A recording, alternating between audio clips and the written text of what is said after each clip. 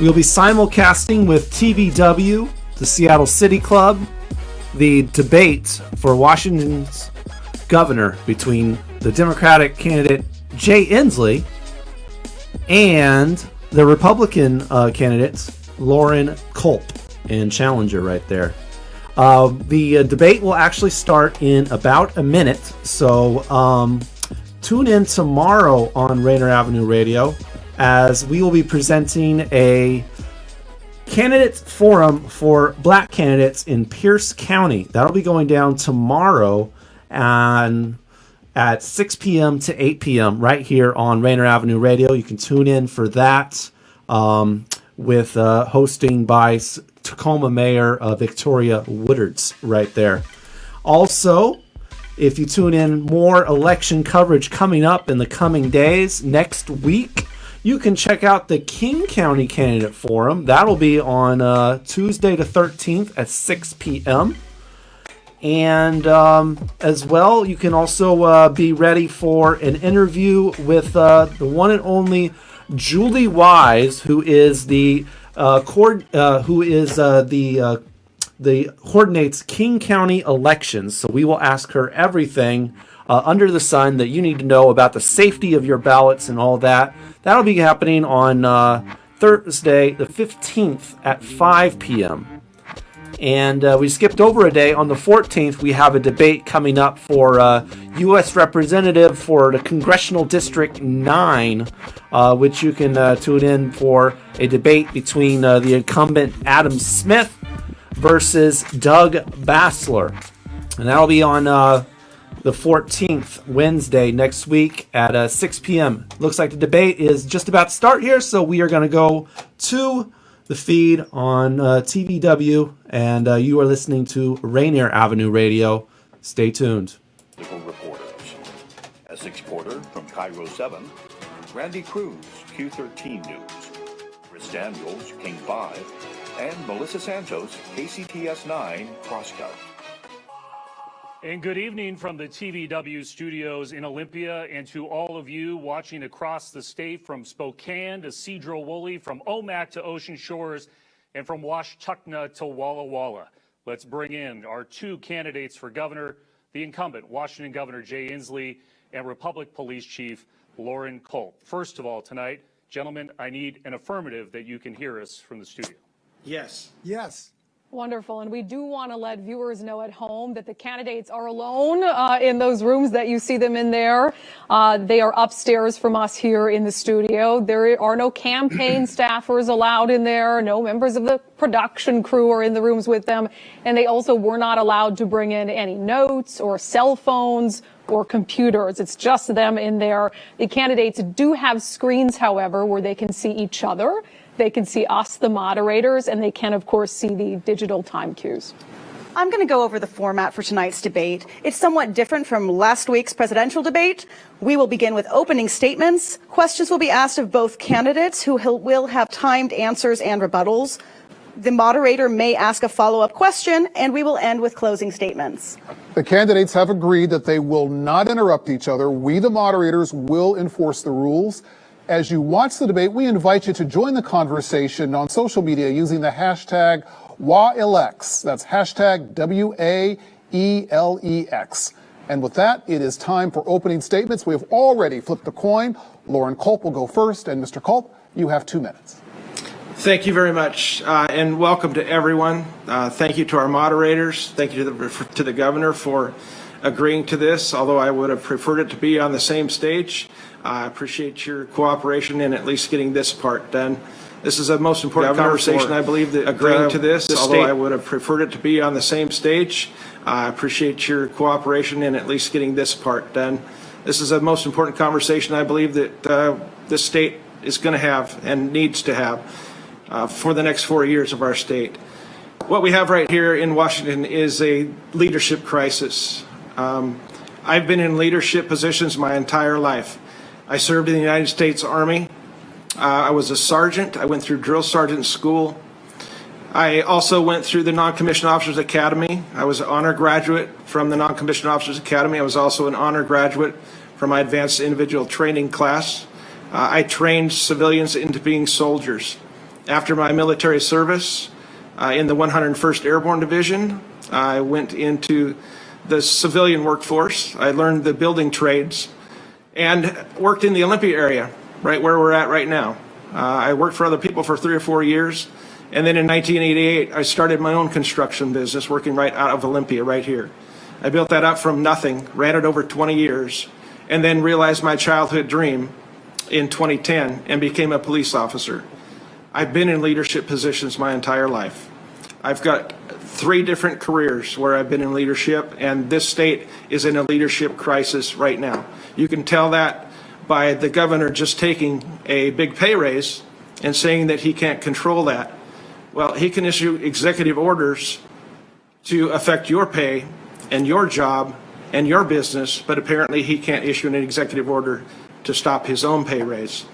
So that's a little bit one-sided. I think we need some strong leadership, and we need someone who's going to represent we the people and stand up for citizens' rights. Thank you very much.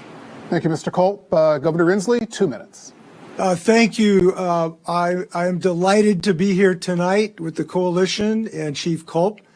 I am delighted that the extraordinary Seattle Storm are again world champions. And I'm really delighted that tonight we can have a discussion about why our state should be confident that we can defeat the COVID pandemic and that we can rebuild our economy. And fundamentally, the reason we should be confident is because of the extraordinary work that we have done together in the last few years. And it is extraordinary. We have done great work in healthcare for the healthcare needs of our people. 800,000 people now having insurance, and now having started the first public option in the United States. Working people have needed help, and we have produced extraordinary benefits with the best pay family and medical leave policy in the United States, the highest minimum wage, and the best overtime rules. Our children obviously need a great education, and we should be proud that we've accomplished the best, most generous financial aid program for our college students and apprenticeships programs for those going into the skilled trades. We've accomplished so much in clean energy. But tonight we have a bigger question to answer, and that is, are we going to step up and fight the COVID pandemic? Or are we going to belittle it, to ignore it, and in some sense surrender to it? And I feel very strongly we have to stand up and face this and beat this virus into the ground. We have to do smart things, including wearing a mask and social distancing, because we know that these things work. And when we follow science in Washington, as we do, good things happen. We are a science-oriented state, and we can use our science and our heads and beat this virus. And the reason is so we can reopen our economy. And I'm looking forward to that. So let's get started. Governor Inslee, thank you. We're going to move on now to questions. And the topic is COVID-19 and the clear differences between the two candidates. Chief Culp, the first question is going to be for you. While President Trump's COVID-19 diagnosis certainly brought out well wishes, it also renewed criticism that he doesn't take the virus seriously. You have faced the same criticism. You called the mask mandate a, quote, bunch of crap. You continue to hold large campaign rallies where hundreds of people are in attendance. What do you say to those who believe that your approach would not only kill more people, but would prolong the pandemic? You have 1 minute and 15 seconds. Right. I've never come out and spoke against wearing masks. I came out against the direction and the order from the government, a public servant that sits in the governor's office. Everyone in government, whether appointed or elected, are public servants. And I firmly believe in individual freedom and liberty. I believe in safety. Obviously, I've been working in public safety for the last 10 years. The problem is when we have one person sitting in the governor's office telling everyone what they're going to wear, whether they're going to go to work or whether they're not going to go to work. That's the problem that I've had with this. And as governor, I would put out the information with medical professionals, tell everyone what's going on, what they should do to protect themselves, and what might happen if they don't. and make sure the supply chain is open for the equipment that's needed, and then let free individual citizens decide what's best for themselves, their family, and their business. Because you can't tell me that a barber with one customer in his store can't cut that person's hair safely and protect him and his customers, but a marijuana store or an abortion clinic or a big box store is okay to open with 100 or 200 people in it. That is not common sense, and it's lacking in the governor's office right now, and I will bring that to Olympia. And remember, we will have time for rebuttals and follow-ups, but first, Governor Inslee, to you. Washingtonians have now been living under your COVID mandates for 200 days, more than 200 days. They were told first to stay home, stay healthy. 3 months ago, you told them that if they masked up, we could open up. In May, you introduced a phased-in approach to reopen the economy called Safe Start, but just 2 months after that, it paused indefinitely. And despite announcing just one day before this debate that you would start to lift more restrictions because we've made progress, counties still can't move into the next phase. Why should voters, after 7 months, believe that you have a coherent plan to reopen the state? You have 1 minute and 15 seconds. It's really quite simple. It is because we are saving Washington's lives by the hundreds, maybe the thousands. There's been 210,000 people who've lost their lives in America, over 2,000 in the state of Washington. And our fundamental duty is to save those lives. And there's good news here, because this is working. This is working big time.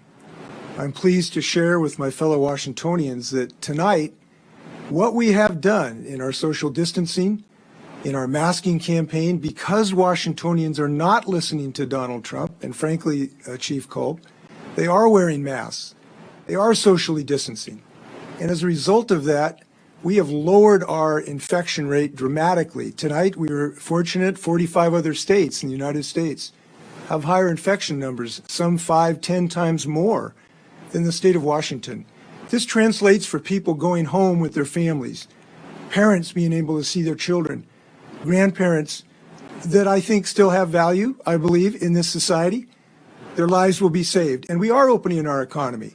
We've been doing that for 2 months. We've opened all kinds of bowling alleys, more restaurant activity, wedding parlors, agribusiness, and that will continue in the next few weeks. Chief Culp, you have the first chance at rebuttal here. I do want you to speak specifically. We've talked about the governor's mandates. Do you believe that the governor's mandates have ultimately saved lives? And you have 45 seconds to respond to the governor's answer there. Yes, he claims that his mandates are saving lives. But the federal government set the state approximately $29 per patient per day in our nursing homes. And we know by the data that those are the most vulnerable among us, is the people living in nursing homes, the elderly. Over 61% of the people who have died have been in nursing homes. The federal government sent $29 per patient per day for nursing homes, for extra staff, extra equipment. And this governor said, no, we're not sending them $29 per day for extra staff and extra equipment in nursing homes.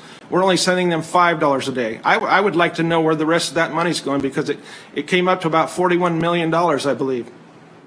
Governor Inslee, I want to give you a chance at a rebuttal here to what Chief Culp has said. And I also want you to just weigh in. He talks a lot about the Constitution and that being his guidebook for how he'd handle this and how he'd govern in general. So can you just touch on also in your response how you use the Constitution, the state Constitution, when you go about putting some of these mandates down and making these decisions? Well, I follow the Constitution in all its respects, and I've done that in this. I've done this in gun safety, and we have saved lives. This is scientifically proven. There's no debate about this.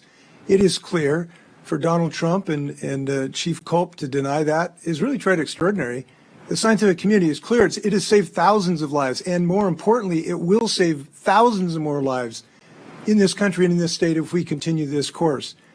No court has struck down any of my decisions that are obviously controversial. Look, this has been hard on people. Saving lives sometimes is not easy. People have had all kinds of difficulties in their lives and their businesses, but it unequivocally has shown. We had an infection disease doctor yesterday. Check his testimony out. He'll tell you. All right. Thank you, gentlemen. I want to talk about Boeing, and Governor Inslee, we are going to start with you on this question. You have said that Boeing threatened you, mugged you, to get the largest tax break for a corporation in Washington state history. You personally called for a special session years ago to get $8.7 billion in tax incentives in exchange for the production of the 77X line. But now Boeing, as you know, is moving the entire 787 production line from Everett to North Charleston, South Carolina. Did you get fooled?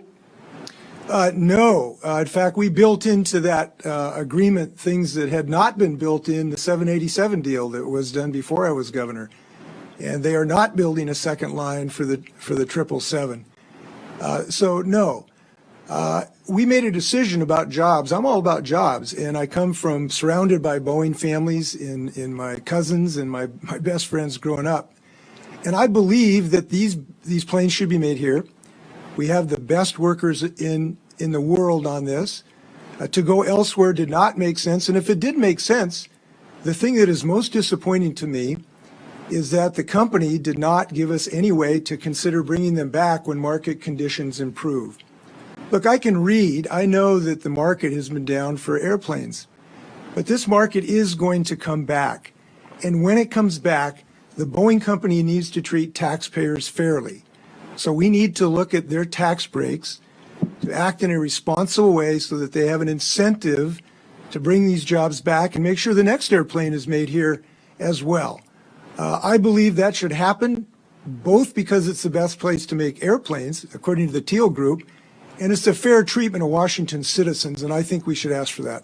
Loren Culp, you've talked about your construction and Western Washington ties.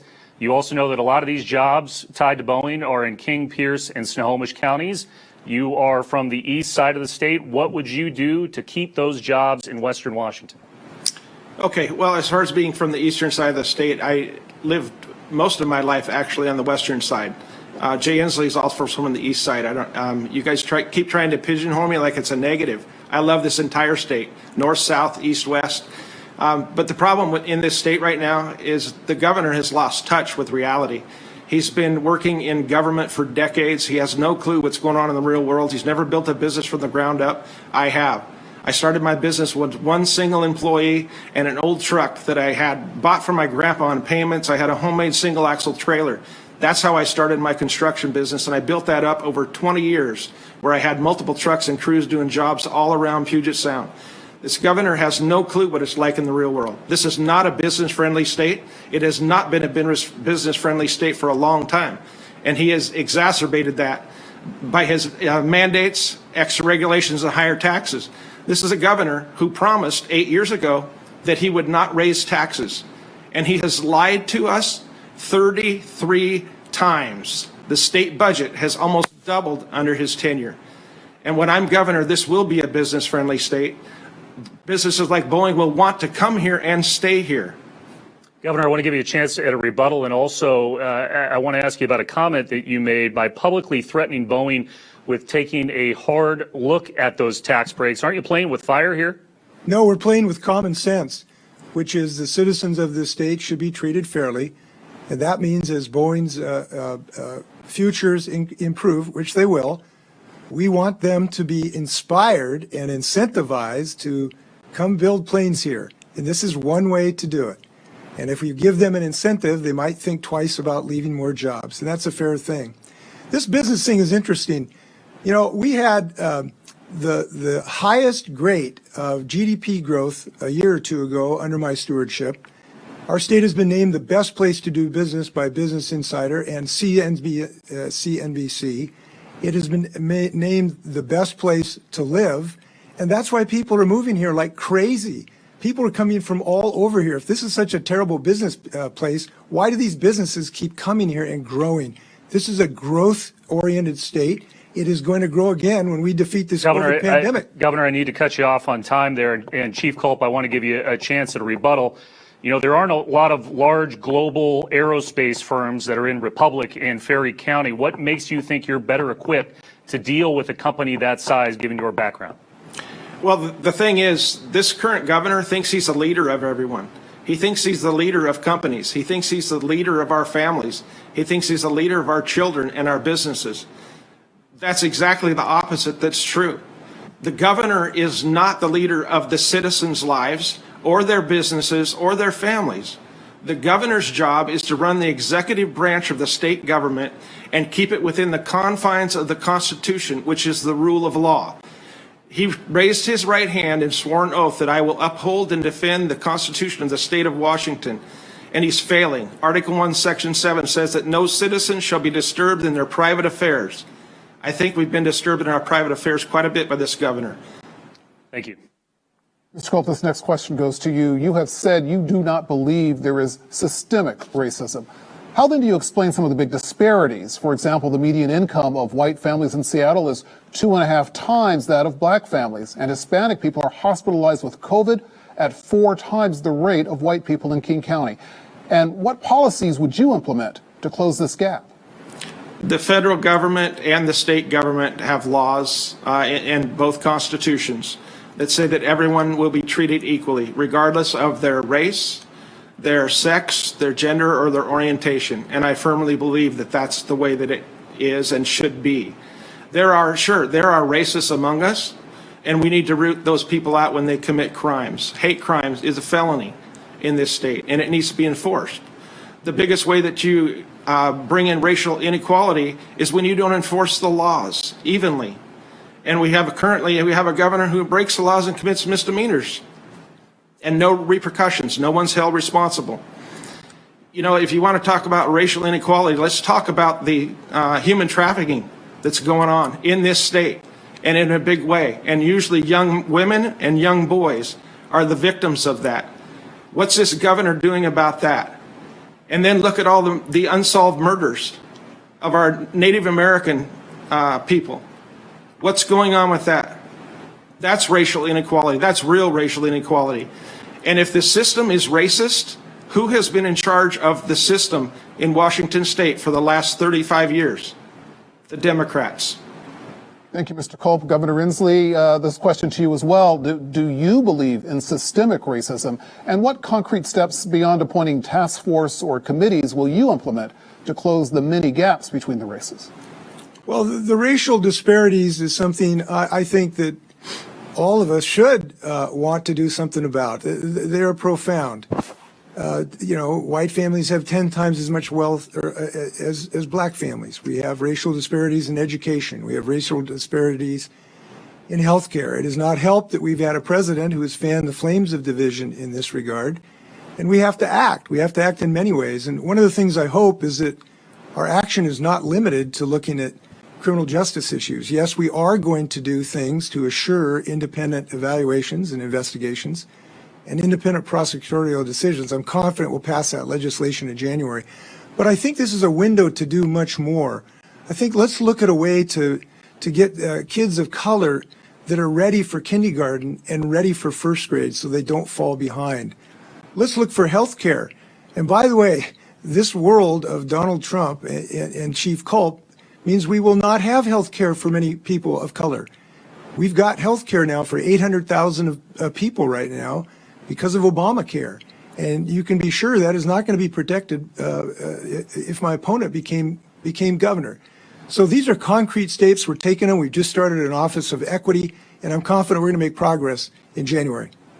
And Mr. Culp, an opportunity for a rebuttal. And as you do, would you talk more about any policies that you think government should implement to close some of these gaps beyond criminal justice, the economic gaps between the races?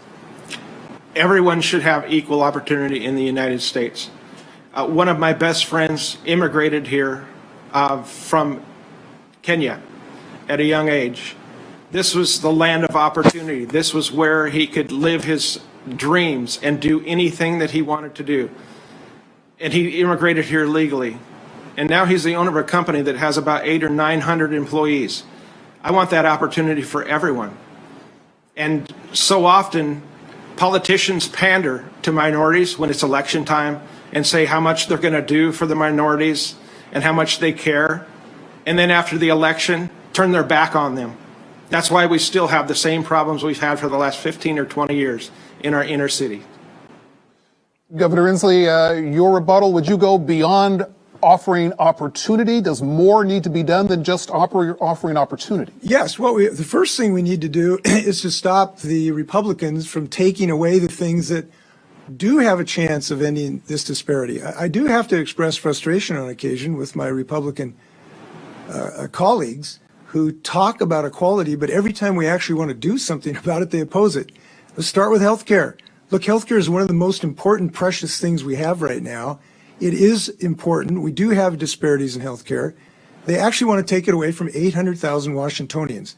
I can't see how this makes us a more equal position. They have not helped us on a host of family leave issues, from family leave. I did overtime rules to protect working people myself. So we have done a lot. Financial aid, apprenticeships. I've started an apprenticeship program, probably leading the nation. This is great to help kids of color get new careers. Governor, we have to Yet he wants to return me out of office. Thank you both. Governor, I want to ask you a question, turning the question to police reform and actually reforming police departments. Since the killing of George Floyd by Minneapolis police, we have heard many discussions about how to hold police more accountable for abuses of force. You just spoke about independent investigations, but I want to ask you about two other sort of reforms. Do you want to see the end of qualified immunity that protects abusive police officers from civil lawsuits? And do you support rewriting police union contracts to allow cities to reform and restructure their police departments? So I'm open to discussions with the community, and rather than run out and propose solutions to all these things myself, I have decided to listen to the citizens. And so we have a task force that is led by the Black community. I think listening is pretty powerful right now to the people who have suffered this indignity and violence, and that's what we're doing. As you noted, I am confident we will pass the rule on independent investigation and independent prosecutorial, and we'll listen to other ideas that are brought before us. One way or another, we have to bring more justice. We can do that. That is not inimical or inconsistent with good policing. I also believe we need to look at ways to provide help for folks in mental health problems. We've had some disasters where police are called and people have been in mental health crises. I think we have to find a way to deal with those mental health challenges to prevent some of this violence. And again, I want to note that this whole debate, I hope it comes from a broad scale societal conversation about how to get to racial inequity, and I believe we can do that. Thank you, Governor. Chief Culp, I want to ask you the same questions. You have worked in law enforcement for a decade. I would like to hear your views on this, on qualified immunity. Do you want to see an end to the qualified immunity that protects abusive police officers from civil lawsuits? And do you think that police union contracts need to be rewritten so that cities can have different police reforms and restructure their departments? Well, I don't agree with the way you formed that question. Qualified immunity does not protect abusive officers. Officers are prosecuted all the time for committing crimes. And the governor talking about mental health in this state, let me tell you a thing or two about the mental health problem in this state. I've dealt with it on the street level. I was a narcotics detective for 3 years. I've dealt with people in addiction. I've dealt with people in mental health crisis. And the mental health system in this state is a joke. And he's had 8 years to do something about it. But he lost certification to Western State Hospital. And with that went hundreds of beds and millions of dollars from the federal government for our mental health system in this state so that we can help people that are on the streets and in mental health crisis. When an officer, and this happens every single day, every single night all across this state, I have had this happen almost every time. When someone tries to take their life, obviously they are in a mental health crisis. They are taken to the hospital by a police officer and talk to the first level mental health counselor, and they call around this state to try to find a bed for them to get higher level of care. And 9 times out of 10, there isn't one, and they're turned back out on the street. Thank you, Governor Inslee. Governor Inslee, we're going to have 45 seconds for a rebuttal to what Chief Culp just said about mental health, and also anything else you want to add about his statement. Well, we are moving on to a major reform of our mental health care system. We have improved it significantly. Our hospital improved significantly over the last few years, but it is an ancient facility. We need to reform our system, and that's why we are starting a program to get mental health in communities, to have community-based mental health where it's closer to people. But if people don't have insurance, they cannot pay for this. And the fundamental problem of Chief Culp when he talks about this issue is his party and his president want to take away health insurance and mental health insurance from 800,000 people. And then whenever we talk about actually paying for this, they want to cut the budgets. His very opening statement was how he wants to cut the budgets. Well, if you're going to cut the budgets, you're going to cut people who are in pain, including mental health pain. We need to care for people. Thank you, Governor Inslee. Chief Culp, I want to give you a moment to respond to that, but I do want to ask you a little bit about, you have said that good police officers arrest the bad ones and put them in jail where they belong, but we do see police officers who are rehired after being fired for misuses of force. Can you address that? Yeah, can you tell me which circumstance you're talking about, which officer? For instance, in Seattle, this often happens with appeals to arbitration, where an officer is fired, appeals to an arbitrator, and then they are reinstated. In Seattle, it happened when a man punched a handcuffed woman in the face and broke her eye socket while she was handcuffed, and then he was fired but reinstated when he appealed to an arbitrator. So I'm curious if how would you address or anything like that dealing with arbitration? Well, that sounds like that was Chief Best's department, and you're telling me that she's not for law and order, she's racist or some way? I did not. I'm not sure. I did not say that. Okay, so I don't know the details of that case. Anytime an officer abuses their power, they should be held accountable. I'm all for that. Okay, well, thank you very much for your responses, gentlemen. All right, we're going to move on to the topic of civil unrest. Just a friendly reminder to try. We're going to cut in real quick here on, you're listening to Rainier Avenue Radio. It's the Washington Gubernatorial Debate between Jay Inslee and Loren Culp. Stay tuned. We'll be back in just a minute right here on Rainier Avenue Radio, your community radio station.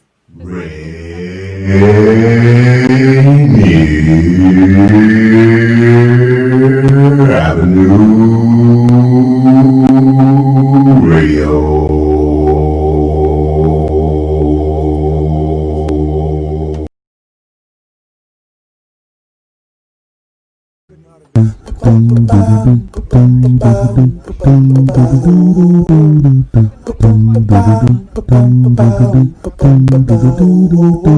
Rainier Avenue Radio,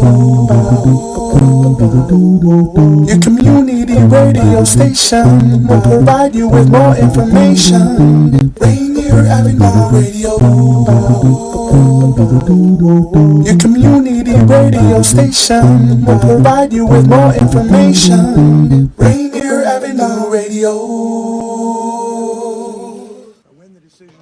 The Urban League of Metropolitan Seattle, empowering communities and changing lives. The Urban League has been there to serve when our community is at its lowest. It's never mattered what the crisis was.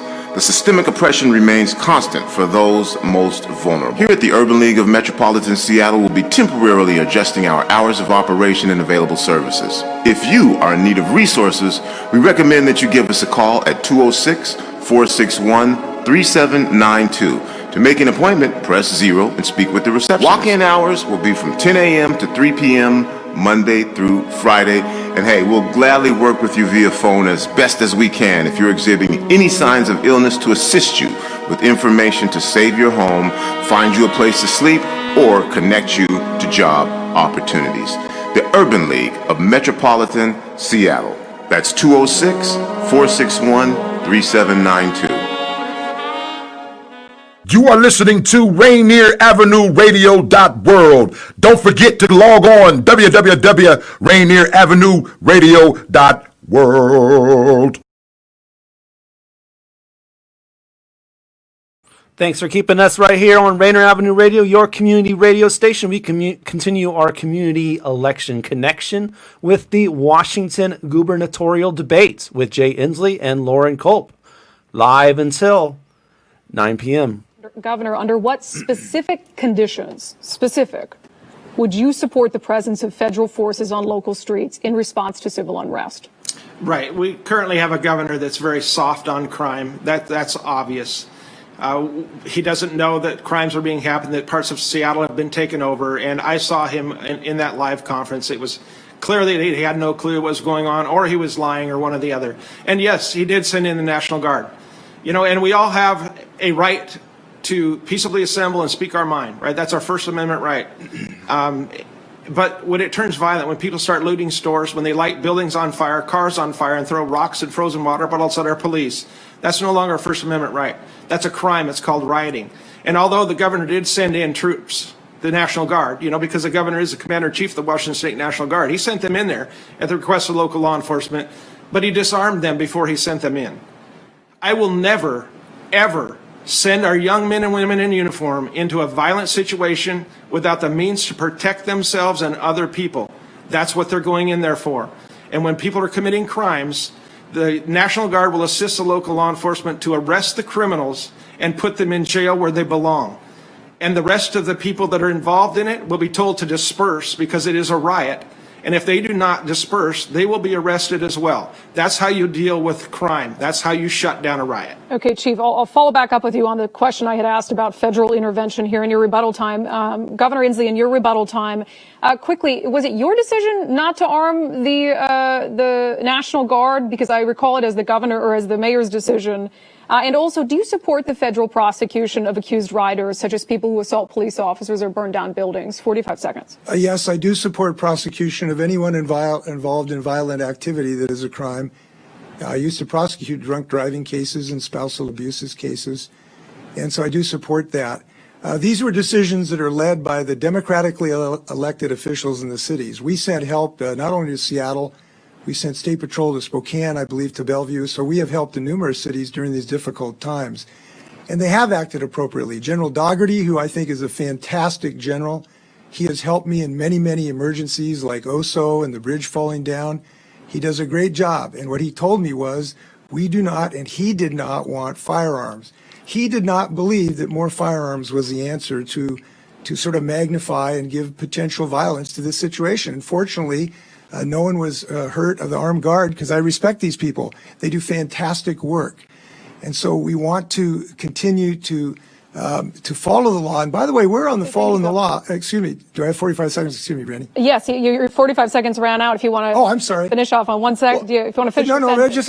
No, it's a little curious to me that we have a police officer consciously violating the law, refusing to enforce gun safety laws, and then say the answer is more guns on our streets. All right. We need people to follow the law. I want to give you a 45-second rebuttal. And why don't you respond to what the governor just said right there? Because, there are voter-approved gun control measures, the mandates that courts have upheld that the governor put down that you refuse to follow. Is it law and order for everybody else, but not for you? 45 seconds. Police officers have discretion to enforce or not enforce. You ever get pulled over and not get a ticket? Police officers have discretion. Chiefs of police and sheriffs have discretion on what their departments are going to enforce, what they're going to focus on, whether it's drug crime, sex trafficking, or speeding. That's up to the discretion of the chief law enforcement in that agency. And for me to make that decision is based on the Washington State Constitution, which you, Governor, raised your right hand and took an oath to uphold and defend. Have you ever heard of Article 1, Section 24? The right of the individual citizen to bear arms in defense of himself or the state shall not be impaired. I'm sure that you can understand that. If not, maybe your grandkids can tell you, sir. All right. Well, if you'd like me to answer that question, I will. Thank you, gentlemen. We're out of time on this topic. Over to Chris Daniels. All right, let's pivot to the budget and we're going to start with you, Loren Culp. There was some good news, actually, from the state's Economic and Revenue Forecast Council, which said last month that the projected budget shortfall will not be as bad as first thought, but still significant, as well over $4 billion. I know you used the words pigeonholing earlier, but those are bigger numbers than anything that you have had to deal with in Republic or Ferry County. In fact, your police station is smaller than the TVW building that we are in right now. So what is your plan? Where do you cut? Yes, and a career politician is obviously doing a great job. So what we have to do is freeze spending. As soon as they take office, we're going to freeze spending. We're not going to have any new programs, no pay raises, no new equipment. We're going to take a snapshot in time and find out where we are. And then we're going to take a look and do programmatic cuts from the bottom up. And that's the way it's got to be done. Look at every program. And it's going to be the hard work. I'm not going to do like the current governor does and suggests all the time, across the board cuts. That's the lazy politician's way of doing it. In the business world, which I spent 20 years in, if you do across-the-board cuts, you're cutting your sales force. You're cutting your fuel for your crews to get to jobs. You're cutting your advertising budget. It's like cutting off your nose to spite your face. Across-the-board cuts are the politicians' lazy way of doing things. We need to go through the budget line item by line item and do a programmatic cuts. And I would start specifically with anything that has the word study in it. Politicians love to study things to death. They spend and waste millions and millions of dollars on study after study after study, but it's a way for crony capitalism. It's a way for them to get money to their friends. Well, let me follow up with you, Governor. There are going to be spending needs, but there are also spending shortfalls. Despite that good news, the state transportation's revenues are short $701 million coming up in this next budget cycle. You look at a place like West Seattle with a need for fixing a bridge there. It's a bridge that not only supports 100,000 people, but the Port of Seattle, the Washington State ferry system, Sound Transit down the road. Can the state afford to put money into transportation projects given the revenue shortfalls right now? Well, I will be talking to legislators. I actually had discussions yesterday with them to see about a potential transportation budget in the next session. And we have had huge progress. We passed the largest transportation budget and the most environmentally friendly budget, perhaps in state history, after the Republicans said no for 3 years. So I am willing to fight for transportation, and I think we need a big capital budget this year so we can actually put people to work. But obviously we need to look at rational cuts. I actually have cut over $500 million myself by executive action in the last 2 months, so over $1.5 billion. I've already made those cuts, and those were painful at times, but they were necessary, and I've already prepared us to get us in better position. And I've been vindicated in my decision about special session because we have got $4.5 billion extra revenue moving forward. But the plans I have seen from Chief Culp and the Republican parties essentially boil down to taking away people in the middle of a pandemic. We should not take away health care from people who have cancer or COVID right now in the middle of a pandemic. We should not take away their mental health. We should not take away the right for a woman's right of choice and the ability to finance that. And that is very much at risk right now. And Governor, I'm going to need to cut you there on time, Governor, and I want to give Chief Culp you a chance to rebut the governor. He just said he was vindicated in his decision to not call for a special session. Do you feel the same way? And do you also feel that there should be any sort of state money put to a project like the West Seattle Bridge that engineers feel could collapse? Well, it's kind of funny what he takes credit for, but everything that goes wrong is somebody else's fault. And this is a governor, he's talking about not taking money away from the taxpayers. Well, maybe we should talk about the $164,000 a week that this governor paid a global consulting firm to tell him what to do and what to say on the COVID crisis. And I didn't misspeak. $164,000 per week is a no-bid contract that he signed with a global consulting firm. That's taxpayer money. How many businesses that he put out of business would that help? How many small mom and pop shops would that help? How much unemployment got sent overseas? Maybe that could be put into there instead of in a global consulting firm to tell him what to think and say. Governor Inslee, I'd like to give you a chance to rebut the claims just made there by Chief Culp. You have 45 seconds. I have no idea what he's referring to, but we have made good decisions on dealing with COVID. Let's talk about what's really on the table here. That is whether we're going to save lives, whether we're going to have leadership to help people wear masks, which Chief Culp has never provided. Not only has he disagreed with my orders, but he hasn't been willing to show leadership, which is kind of modeling your behavior. Going around in rallies with no mask, hobnobbing with the Trumpians. We just can't, it's too dangerous to have a mini Trump right now in the middle of this pandemic. That's what is at risk. And I am in favor of saving lives. I am in favor of following science. I am in favor of valuing everybody's life and not diminishing them. And I'm in favor of doing things that are working. Our efforts against this pandemic are working. It's saving lives, and we ought to keep doing it. Governor, Chief, thank you. Next question is for you to begin with, Mr. Culp, and let's talk about these fires that we have seen in our state, these intense fires. You've raised the question that the wildfires were coordinated. Do you have any direct evidence of that, and what role, if any, do you think that climate change plays? I don't believe I ever said that these fires were coordinated. No, actually, it is on your website, a conversation with people who have had their homes devastated. You raised the question that they were coordinated. It seemed like it felt coordinated to you. I just wondered if you were responding to any evidence of that. Okay, do I get my time back, or is that Please go ahead. not the case? Okay, I appreciate that. Yeah, I talked to a firefighter when I was in Okanagan visiting the families that were burned out over there, and the firefighter told me that they were just minutes behind the person who started that fire in the Okanagan area. And so that's where that came from. I don't have any evidence. It's kind of suspect that all those fires started at the same time with no storms going on. But this governor calls these climate fires. That's nothing. I mean, he's just deflecting from, like I said earlier, nothing is his fault. Everything is someone else's fault. And in this instance, he's blaming these fires on the climate.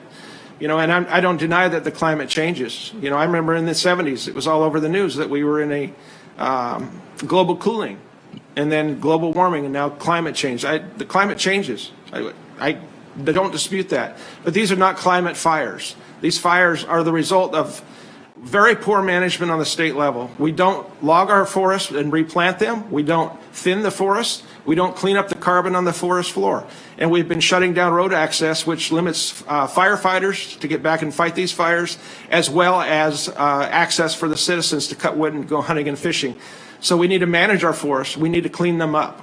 That's why they burn so hot and so fast and kill people and burn homes.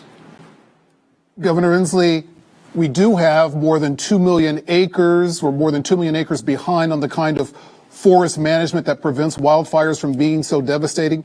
Why did we get so far behind during your 8 years in office, and what are your plans to eliminate this backlog if you're elected to a third term? Essex actually checked on this today.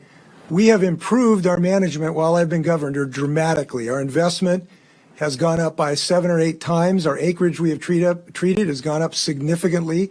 But there's 22 million acres of forest in our state, and it takes a lot of money to do that. You can't send out a gardener with a rake like Donald Trump suggested. So we are doing thinning. We are increasing thinning. It's a little frustrating because when I wrote a letter to Donald Trump asking him to do more thinning on the federal forests, he actually slashed the budgets for it. So there's a lot of lies coming out of the White House, and I think it's most distressing. But look, let's talk about the real issue here, which is climate change. For people to run for governor of the state of Washington at this date, with the damage that climate change is doing to our state, not just fires, but killing our salmon because the water is too acidic and too hot, and changing the hydrological cycle so that farmers don't have irrigation, and changing the very growing season we have. To have someone run for governor of the state of Washington following Donald Trump over this cliff into the abyss of climate change, that just, I believe, is unacceptable in our state. We deserve better. We believe somebody will not just follow science, but will act on it. And we have a plan to do that, and I hope you're going to ask me about it because it's a pretty important issue. Mr. Culp, as you respond, would you tell us whether you have any policies that you would try to implement to make a difference in preventing climate change? Yeah, I love clean water, clean air, clean land.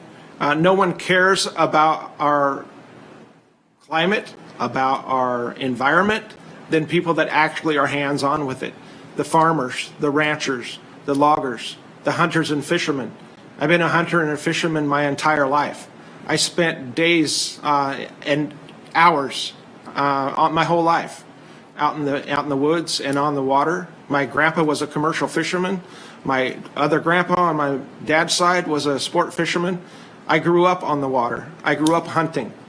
No one cares about the land and the water more than people that actually have hands-on. We need to get bureaucrats out of the way. Then the reason that we don't have salmon is because this governor has failed to take care of that. We need our hatcheries putting out 100%. And Governor Inslee, as you respond, would you talk about whether anything you want to do with climate change would make much of a difference in the short term where we're already seeing these fires? Yes. Well, what makes a difference in life is when you do something to save yourself and the health of your children. This is a health issue. And I think we should fight for a health that's causing respiratory distress.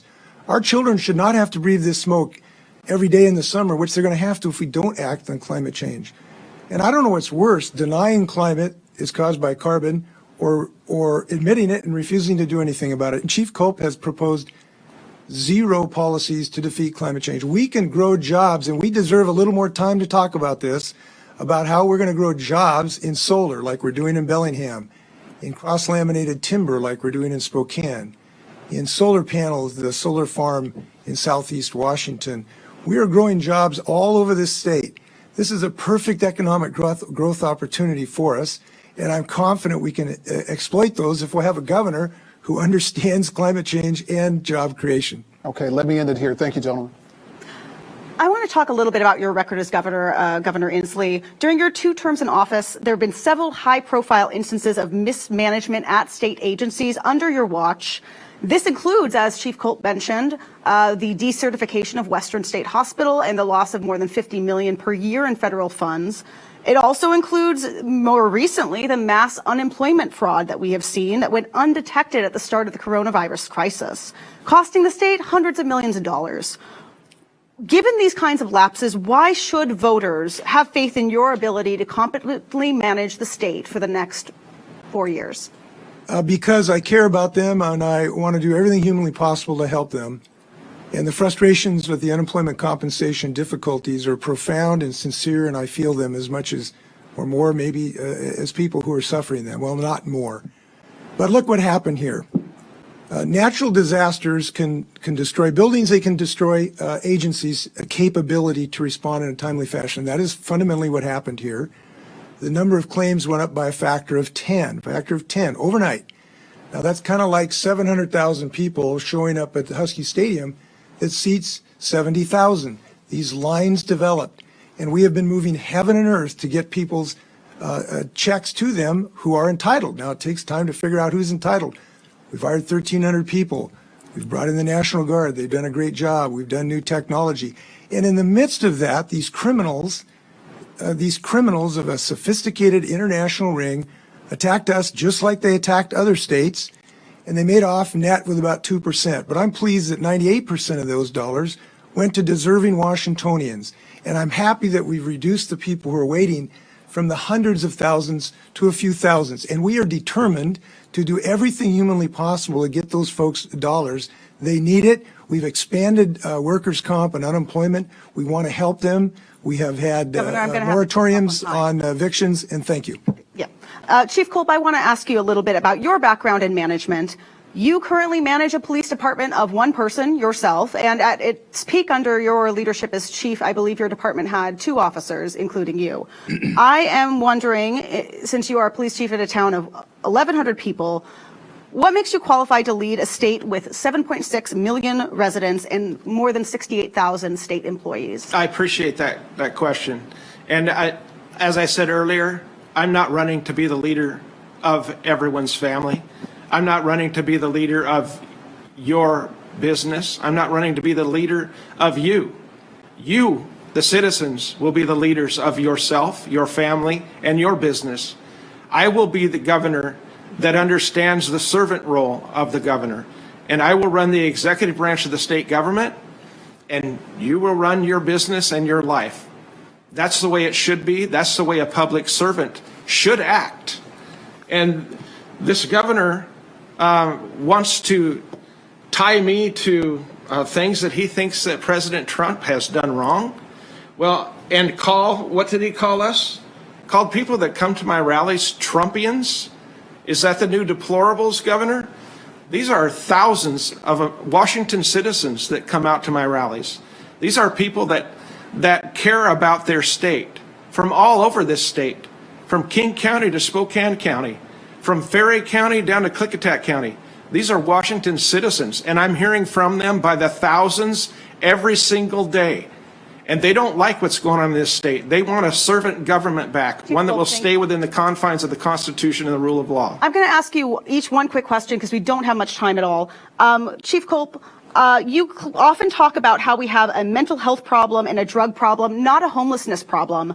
But you also are saying you will not raise the state budget, you will not increase spending to, possibly address these problems. How would you invest in mental health and drug treatment if you are promising to cut the state budget? I never said we don't have a housing problem, but it's not all about homes. This is about a mental health and addiction problem. We are already spending and wasting millions and millions of dollars across this state on mental health and drug addiction programs that are not working.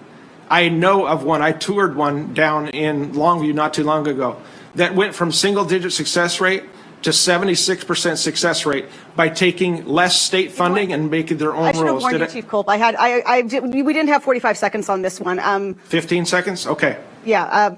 I would like to hear from your campaign what that Longview program is, because I have not been able to actually get an answer on specifically what it is. Governor, we don't really have any more time, but I want to ask you very, very quickly.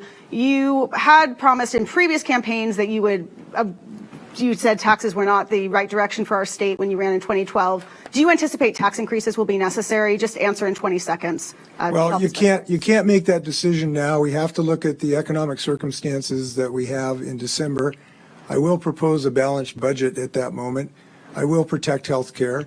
I will protect those who are most needy. I'll protect women who have choice right now that the Republicans want to take away.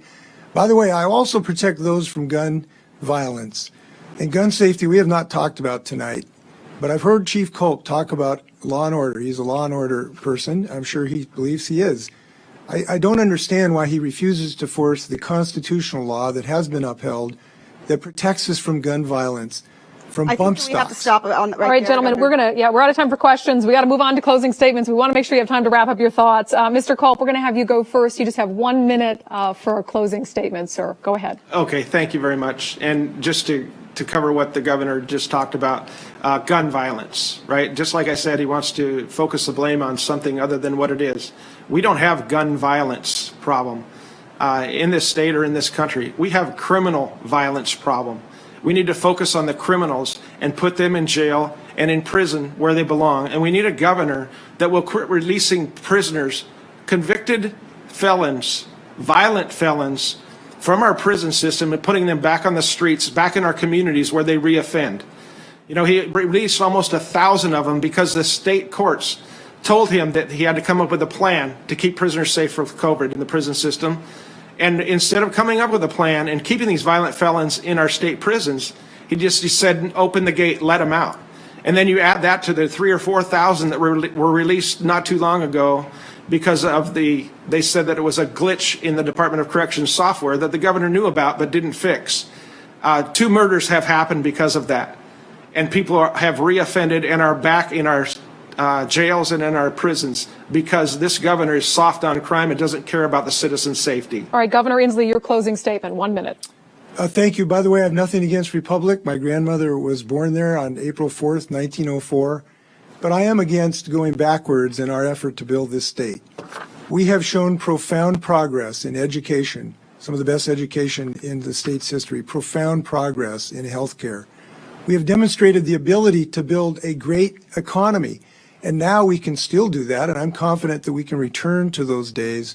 But first, we have to knock down this virus. We know that the key to opening up our economy ultimately is to reduce the number of people who are affected by this virus. And to do that, we do have to have leadership. We can't ignore this. We have to have a governor who will help people understand the science behind math and will understand the help to help businesses recovery, as we are doing right now. So I tell you, I'm excited about the prospects of leading this state. I'm confident. I believe bold, decisive leadership works. It has worked, and I hope it continues. Thank you for tuning in to the gubernatorial debate between Jay Inslee and Loren Culp, presented by TBW and the Seattle City Club.